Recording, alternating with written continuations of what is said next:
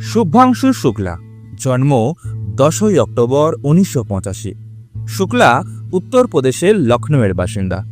আজ তাকে অনেকেই চিনেছে একজন মহাকাশচারী হিসেবে, কিন্তু তার উত্থান এর অনেক আগে। 1998 সালে যখন কার্গিল যুদ্ধ সংঘটিত হয়, তখন তিনি ভারতীয় সশস্ত্র বাহিনীতে যোগদানের জন্য খুবই অনুপ্রাণিত হন। তার পরিবারকে না জানিয়েই তিনি ইউপিএসসি এনডিএ পরীক্ষায় সফলভাবে উত্তীর্ণ হন এবং পরে তিনি ফ্লাইং অফিসার পদে ভারতীয় বিমান বাহিনীর ফাইটার্স টিমে নিযুক্ত হন। আজ শুভ্রাংশু শুক্লা গোটা বিশ্বের কাছে পরিচিতি পেয়েছে। তবে সাফল্য একদিনে আসে না।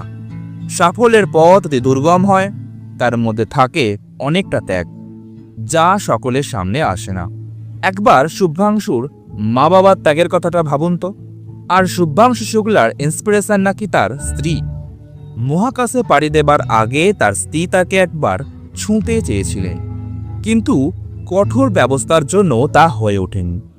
তাকে কাঁচের দেওয়ালের মধ্যে থেকেই দেখতে হয়েছিল শুভ্রাংশুকে, যা দেখেছে গোটা বিশ্ব। শুভ্রাংশু শুক্লা মহাকাশে পাড়ি দেবার পূর্বে তার এক্স হ্যান্ডেলে তার স্ত্রীর উদ্দেশ্যে লিখে গেছেন, তুমি না থাকলে আমি এত দূর পৌঁছাতেই পারতাম না। শুভ্রাংশু, তুমি তোমার কাজ দ্রুত ও সফলতার সাথে শেষ করে আমাদের মাঝে ফিরে এসো। দেশবাসীর তরফ থেকে আমাদের পক্ষ থেকে এই কামনায় রইল তোমার উদ্দেশ্যে।